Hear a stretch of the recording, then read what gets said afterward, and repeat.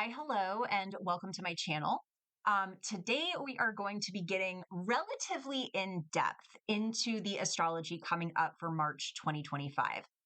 I don't know that I'm going to do this for every consecutive month this year. Part of the reason I want to focus on March 2025 is because to me, the astrology is like actually jaw-dropping. It's so incredible and potentially transformative. And I want to kind of preface this by saying I am not one of those psychics or astrologers that is just looking at the astrology, which I have 5 pages around, in order to predict the worst. That's not what I like to do when I'm looking at the astrology. I kind of look at the astrology through the lens of how is this going to impact our healing, our emotional development, our spiritual development. I may give a couple of predictions here and there, but my predictions are pretty broad. I find that anytime I try to get into specifics, and I find that this is true for a lot of psychics out there, we usually miss the mark, and I don't want to feed anybody information that's going to put them in a place of fear or hope that doesn't come to fruition. So I just want to get that out of the way. We're going to start with March 1st. And I will be referring to my notes just because there is so much to get into. Day one, we have the Sun in Pisces squaring Jupiter in Gemini and Venus going into retrograde into Aries. And I might make an entire video about Venus going retrograde into Aries because I'm like obsessed with it. I can't stop thinking about it. I can't stop thinking about the implications around it. But day one, Sun in Pisces squaring Jupiter in Gemini, Venus going into retrograde. This is major activation around self-worth. This is a huge, almost jolt into evaluation around your sense of self, your priorities within relationships, how you communicate, and how you want to kind of continue to move intuitively within relationships. There's a lot of reprogramming around structure and relationships that we're going to see with this Venus retrograde, and Venus will be retrograde in Aries until April 12th. So yeah, what do I have written here? There's a major activation around self-worth, healing codependency, which is going to be a major theme, I think, all year. Like, I think this Venus retrograde is going to set the tone for the rest of the year, honestly, and our relationships with abundance. And I'm not even just talking codependency with like your romantic partner. I'm talking codependency on certain systems that have been put in place to create certain elements of control in society. That's going to be a whole thing. And that's going to be a major, major learning curve for people who are very, very dependent on other people to tell them how to think and feel. But that's maybe, again, for another video, another time. March 2nd, Mercury will conjunct Neptune in Pisces. This is big download energy. Download meaning that you're receiving information from your intuition, your higher self, etc. And it's going to feel for some of you, very important what comes through. But I really want to caution people that you don't just jump to the microphone or social media or whatever to tell everybody about these big, big downloads that are coming in, because Neptune can be a little foggy. Like there's a couple of other aspects that are coming up that are going to help you anchor in whatever comes on the 2nd. So just watch your own projections when it comes to the downloads that you're getting. So be mindful of that. The next day, Mercury moves into Aries, which may snap you out of that kind of like big, sort of like, how do I want to describe it? It feels just very, not self-aggrandizing, but very like, oh my God, I just had a download that's going to change the world. Aries is going to snap you out of that a little bit, and have you bring your focus into the moment a little bit more effectively. If you had some major downloads the day before, this is now a time to kind of reevaluate what came through and make sure that they are actually what you think they are. Make sure that this information is worth sharing. And then on the 5th, when Mercury sextiles Jupiter and Gemini, that's maybe when if you're somebody who has a social media presence or somebody who really likes to share your spiritual evolution or your ideas, the 5th is a better day to share it than on the 2nd. March 7th, Sun in Pisces trining Mars in Cancer, which will be out of its retrograde at this point. And what I have written down and underlined is waterworks. And I mean this both literally and figuratively. So we could see flooding, we could see a lot of rain. We could also have a very, very big swell of emotional energy that day. You could cry, you could laugh until you cry. It's just intuitively, it feels like a great day to spend writing, journaling, learning a flow art, singing. Like it just feels like that's going to be a great way to kind of move that emotional energy through. On the 10th, Saturn will conjunct the sun in Pisces. And this is going to reel us in from that big emotional kind of swell that we feel on the 7th. Anything that you sketched or outlined on the 7th, like any art that you created, might actually get some definition and structure here. I feel like I'm really looking forward to the 10th. Because between that big Neptunian energy that we're getting on the 2nd and all of this like emotional energy on the 7th, Saturn is the energy that kind of comes along and says, yo, like reel that in a little bit, like get back into your body, get back into reality just enough that it's not going to necessarily, diminish any romanticism or artistic energy that you're channeling at this point, but it will keep you from kind of going off into Delulu land. Okay. On the 11th, Mercury will conjunct retrograde Venus.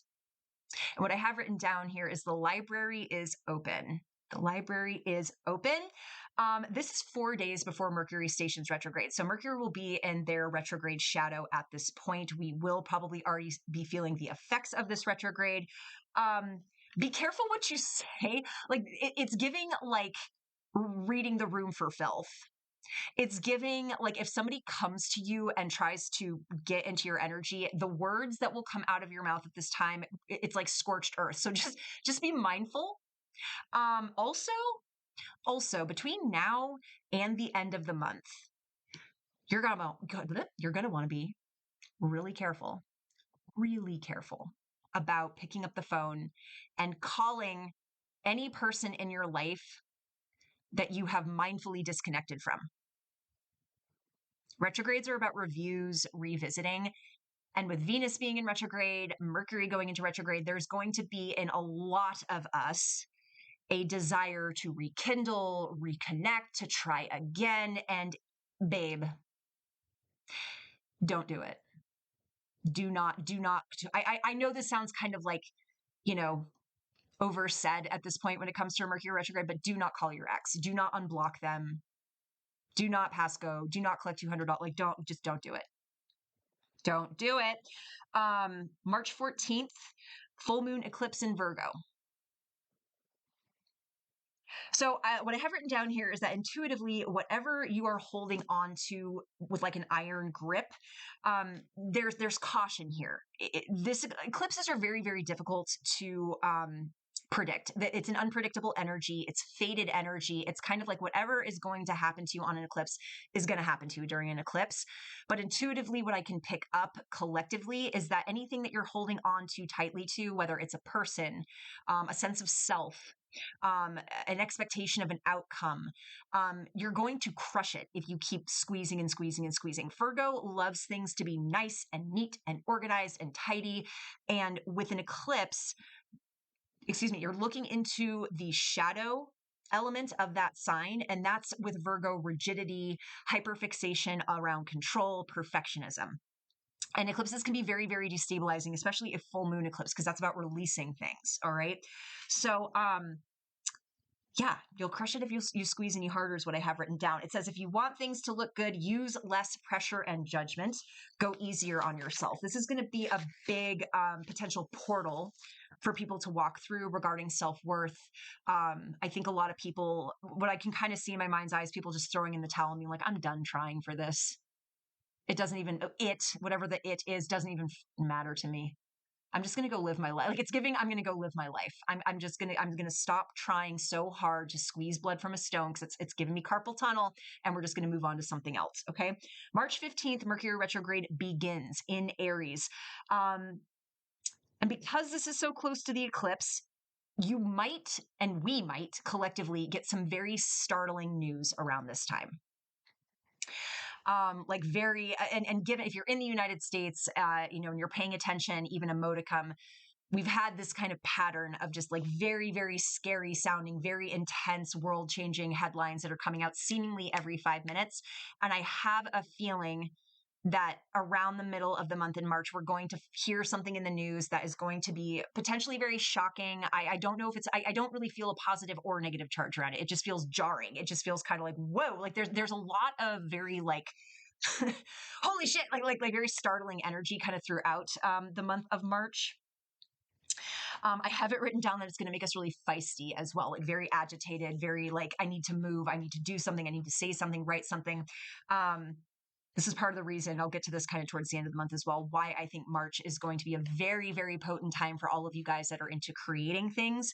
The art that is going to come out of this month is going to be world changing.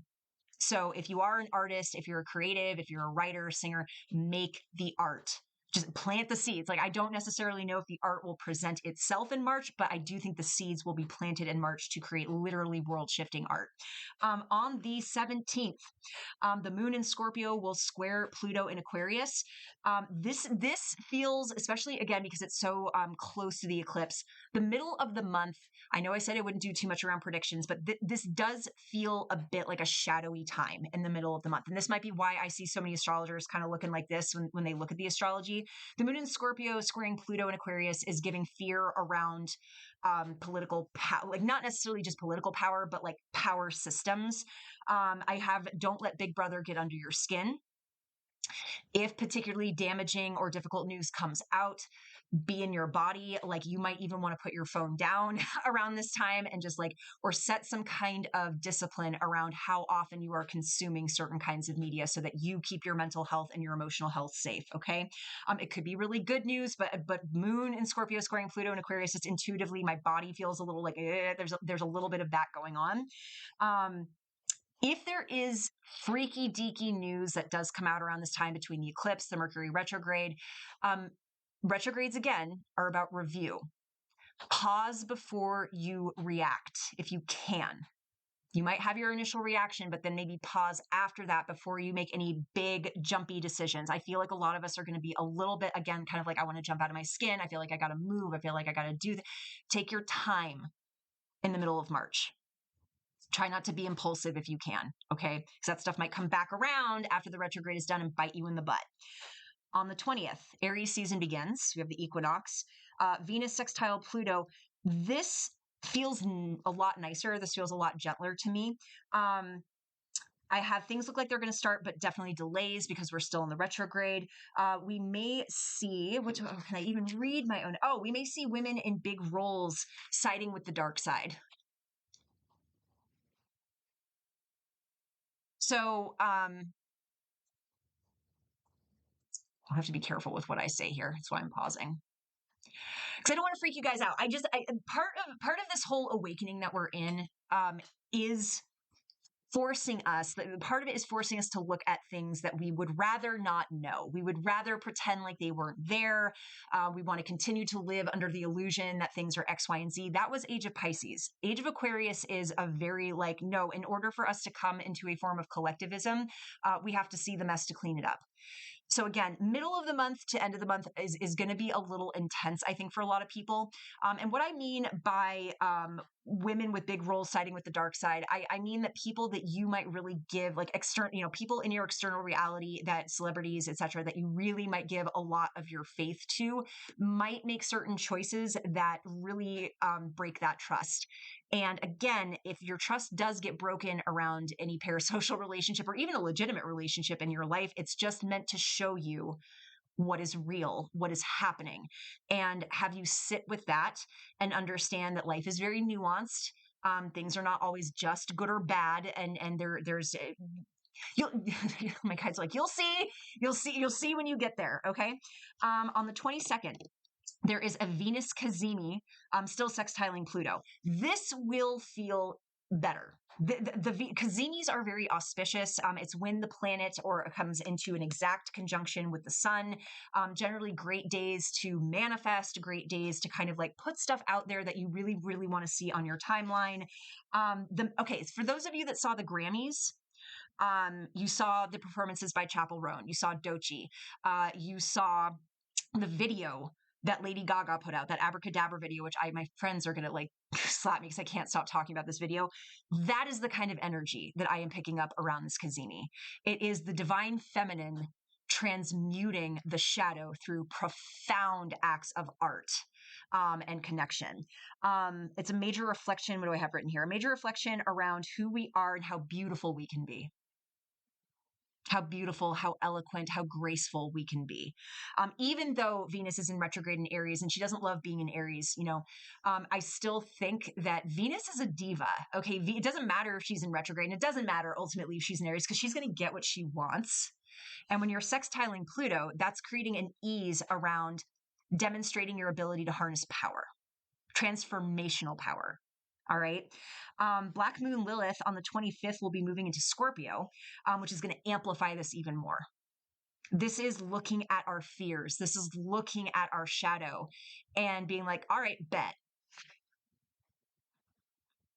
Thanks for the creative ammo. Thanks for the sacred clay that I am now going to make into whatever I deem appropriate for me.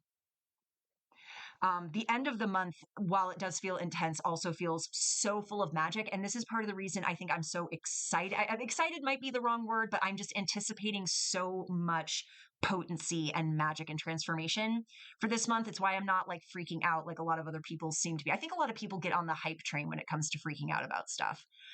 Don't give in to the fear. Don't feed that shit. All right. On the 26th, Venus retrogrades into Pisces. She loves being in Pisces. So a lot of the tension that she's going to be feeling for the first 3/4 of the month is you're going to feel a little bit of that lift. Okay. She's going to conjunct Neptune. I have written down even more art, even more creative energy.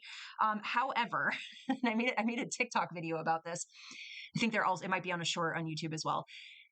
Because of her linking up with Neptune, idealism, romance. Okay. Be careful. Like, for example, if you're in a relationship and they propose to you around this time, pause before you say yes. Maybe wait till April. Maybe wait until the middle of April before making any giant decisions regarding your romantic relationships. Please, for the love of God. Okay, because again, there's this sense of idealism that creeps up with Neptune, which is beautiful. It's motivating, but there can also be a lot of, and I mean no disrespect to my Pisces viewers. I love you guys so much, but if you've ever dated a maladjusted Pisces before, I love Pisces. Pisces are some of my favorite people in the world. I'm a Scorpio, so me and Pisces immediately, like almost every single time Pisces has walked into the room, it's like insta friends. And at the same time, I've also been with enough of them, friends and lovers, that I've seen the shadow, and the shadow of Pisces freaks me out more than almost any other shadow in any sign, period. It's that 12th house shit. It's crazy. Okay. Do not call your ex. This is going to kind of pique that urge to revisit and, maybe he wasn't so bad. Maybe that wasn't, no, it was that bad. And you have grown since then. They have not. And even if they have grown, they've grown in a different direction. Otherwise, they would be in your life. Okay. March 29th, Mercury in retrograde moves into Pisces and conjuncts Neptune. And we have a new moon solar eclipse in Aries. This is explosive, potentially.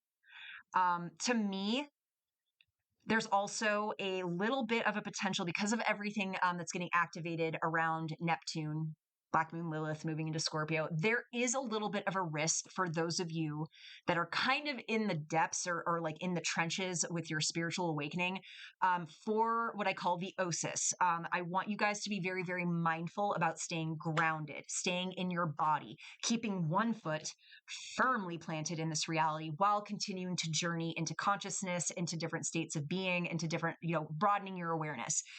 And the osis is spiritual psychosis. It's kind of going off into this, like it's giving proselytizing. I have the answers. I've hacked the code. I've hacked the matrix. Good for you. Be careful with that. I've danced around that before. It's come in waves for me over many, many years in my life. As somebody who's been pretty spiritually connected since I was very, very small, and it can feel exhilarating. It can feel like you have figured it with a capital IT out. And even if you have in that moment, that's wonderful. Stay present. I would recommend, honestly, for the entire month of March, do something connected to mindfulness, do something connected to your breath, move your body. Pisces also, to me, I know that people give Taurus a lot of shit for being like lazy, or they just like to be cozy. Not necessarily. I've never met a Taurus I would consider lazy. I don't really believe in laziness. That's a whole other conversation for another time. But what we consider lazy, I've never seen a Taurus act that way ever. Pisces, on the other hand, Pisces, I love you. I really do. But it's your water, like your water just kind of just is, right? Just flow. Lost my train of thought. Lost my train of thought. That's fine. Maybe I'm not supposed to talk. Maybe I'm not supposed to talk shit about Pisces anymore. On the 30th, the day after this eclipse in Aries, Neptune moves into Aries as well. This is huge. This is big. This is big. This is like kind of as big as Pluto moving into Aquarius. This is big like Saturn moving into Aries in May. This is big like Uranus moving into Gemini.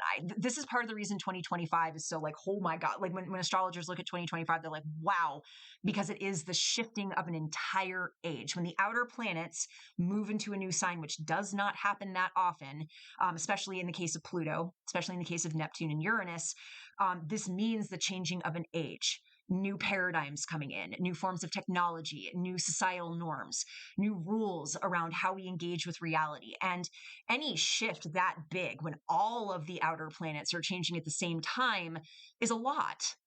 It's a lot. It's a lot to process. And I think a lot of us are still in the grieving process from everything that changed and that we lost in 2020. Because we lost we lost a lot in 2020. We gained a lot too.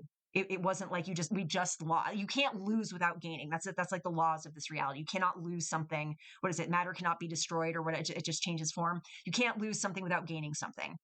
So I want to say that because whatever it feels like we lose in this year, because this is, we're just getting started, there will be gains, possibly in ways that we haven't even begun to imagine because there is so much new information coming in. Neptune in Aries to me is a little, I'm equal parts concerned, especially around the beginning stages of it, and also exhilarated because I think Neptune in Aries is ultimately going to heal the masculine. We've been healing the feminine for a long time. We've been working on that. We see it in, women and femmes and not even just the feminine itself, standing up for itself, setting boundaries, recognizing the magic inherent in the idea. It's been beautiful to witness and to participate in. The masculine is catching up. It may not seem like it, and it really might not seem like it in March because of the Venus retrograde, which I didn't get too into because, again, I want to do an entire other video about this, which I'll try to put out maybe in the next few days or so. Neptune in Aries concerns me because I do sense, at least at the start, until we start to integrate these new energies, a bit of martial energy around spirituality.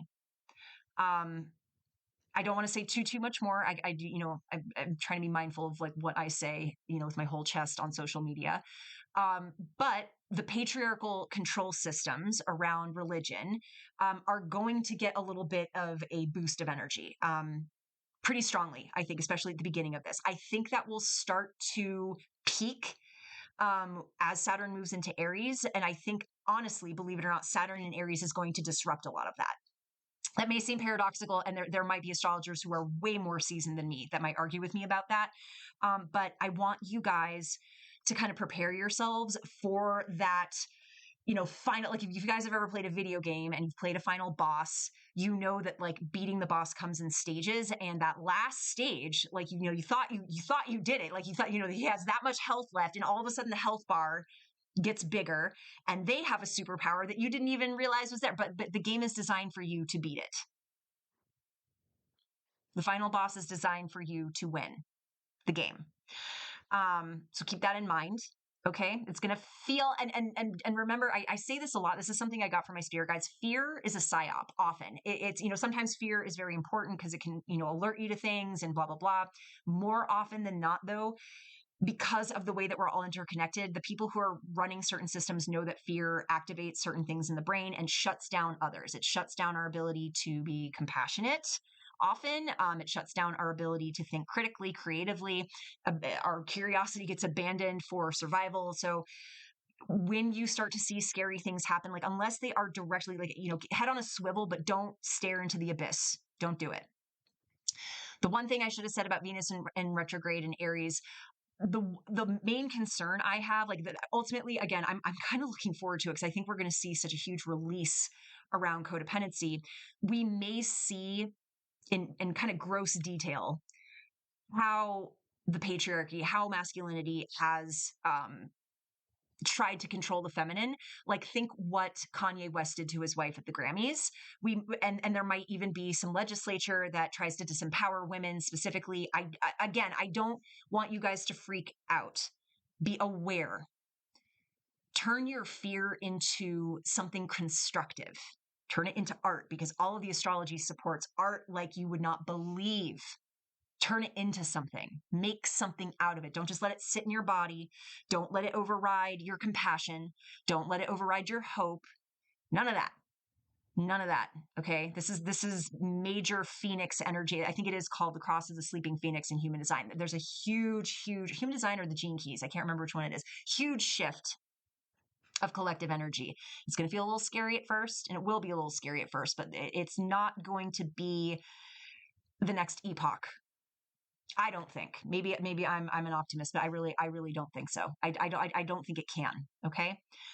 That's what I got for you guys. I will, again, probably make an entire video about Venus and Aries over the next week or so. So if you have not subscribed to my channel, do that so you can stay tuned. Thanks for hanging out with me and listening to my little spiel. I hope March is magical for you. I hope it's transformational. And I can't wait to see the art that you guys make. All right. You all take care.